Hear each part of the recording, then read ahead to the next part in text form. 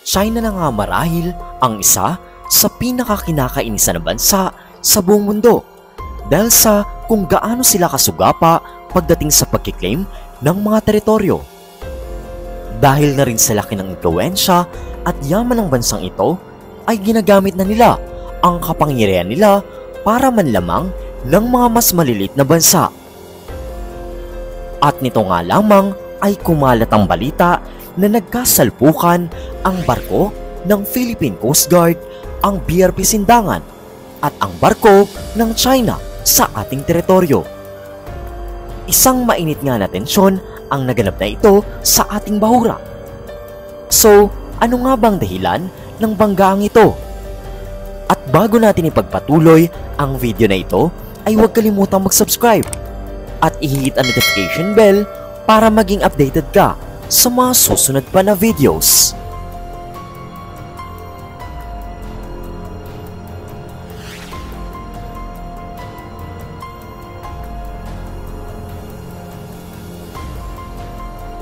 Isang eksena naman sa pagitan ng Pilipinas at China ang naganap ngayong araw na ito, sapagkat sa patuloy na pagreronda ng puwersa ng Pilipinas at gayon din ang pangbabakod na ginagawa ng China sa ating bahura, ay nagkatapat na nga ang dalawang panig sa bahura ng Ayungin. Sinasabing nagbanggaan ang barko ng Philippine Coast Guard at ang barko na sinasakyan ng mga Chinese Coast Guard sa bahaging ito ng West Philippine Sea. Ang barko kasi ng PCG ay may operasyon na mag-resupply sa mga nakadestino sa BRP Sierra Madre sa Ayungin Shoal. Ngunit bago man nila ito magawa ay nagsalpukan na nga ang barko na siyang naging dahilan upang magtamo ng minor damage sa barko ng Pilipinas. Naharap talaga sa delikadong misyon ang mga patrol vessel ng PCG gaya ng BRP Cabra at BRP Sandingan. Dahil sa bawat misyon na ginagawa nila sa West Philippine Sea ay nakabuntot kasi lagi ang China. Ang pagiging reckless na pagmamaniobra ng barko ng China ang siyang naging dahilan kung bakit sinalpok nito ang barko ng Sindangan.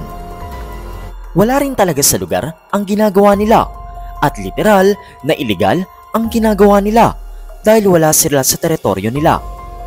Pero kung umasta sila ay tila sila na nga ang nagmamay-ari ng West Philippine Sea. At maliban pa nga dito ay isa pang nakakainit ng ulo na ginawa ng China na kung saan ay ginamitan na naman nila ng water cannon ang isa pa sa barkong kasama sa misyon, which is ang Onaiza. Ito ay magbibigay rin sana ng supply sa mga nakadestino sa Sierra Madre. At sa pag-ataking ginawang ito ng China ay nabasag nga ang windshield ng barkong ito at nagdulot din ito ng injury sa mga lula nito.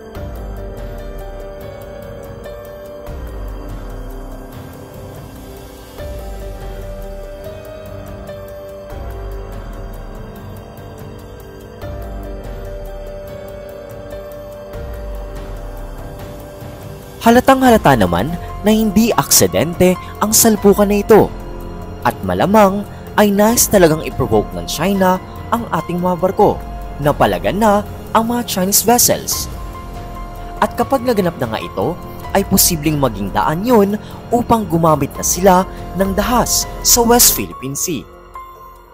At kung ang statement ng Pilipinas ay napaka-reckless ng aksyon na ginawa ng China ito sa pagroronda sa Ayungin, ang panig naman ng China ay tila nagugas kamay sila sa pangyayaring ito, sapagkat ayon sa statement nila ay isang control measure lang daw ang ginawa nila at ito ay naaayon sa kanilang batas, which is harangin ang mga barkong magtatangkang pasukin ang inaagaw nilang teritoryo. Well, hina-highlight pa rin talaga nila ang karapatan nila dito dahil sa pasok daw pa rin ito sa kanilang 9-dash line. Kung kaya't wala silang nakikitang problema sa aksyon na ginagawa nila dahil Bahagi lamang daw ito ng pagbibigay ng proteksyon sa pag-aari nila.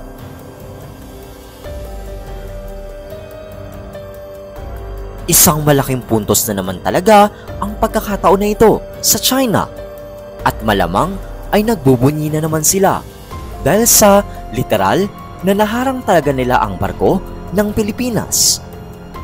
At nakarating na ngang balitang ito sa European Union at muli nilang pinaringgan ang China na nararapat nga nilang sundin ang 2016 Arbitration Award and International Law at nangangahulugan lamang ito na Pilipinas lang talaga ang may karapatan dito at ang pagsuong ng mga barko nila sa West Philippine Sea ay isang illegal.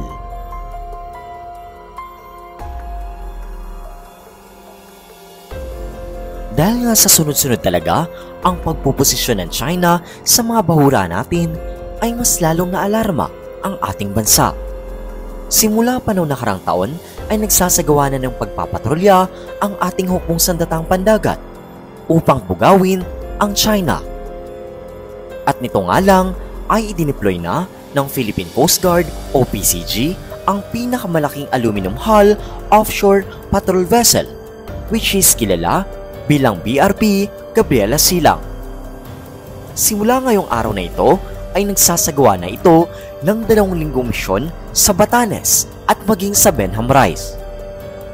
Ayon nga sa ating PCG spokesperson ay sasagawa na nila ang misyon ng BRP Silang upang ipakita ang maritime domain awareness at mas paigtingin pa ang presensya ng PCG sa hilagang bahagi ng ating bansa. Sapagkat tila nakakalimutan natin na hindi lamang sa West Philippine Sea ang tinatarget ng China. Bagkus, maging ang mga bahura din sa bandang Batanes ay mainit na rin sa mata nila. Kasabay ng patrol vessel ng Pilipinas ay umaaligid-aligid na din dito ang pwersa ng aviation upang mas mapalakas ang presensya ng ating bansa. Kasama din sa misyon nila ang bantayan ng maigi ang mga umaaligid ng mga barko ng China na halata namang mga uri ng Chinese research vessel. At malamang ay inaaral na nila ang mga bahaging ito ng ating bansa at posibleng gamitan din nila ng gray zone strategy sa mga susunod na araw. Pero sa pagdating ng pwersa ng Pilipinas ay namata nila na lumayas na nga ang 2 barkong ito ng China. Sa misyong ito ay aaralin din ng PCG ang mga kilos ng China sa pagpuposisyon ng mga barko nila sa Batanes at Benham Rise. At ilan lamang yan sa mga impormasyon ukol sa salpukan ng barko ng China at ng Pilipinas.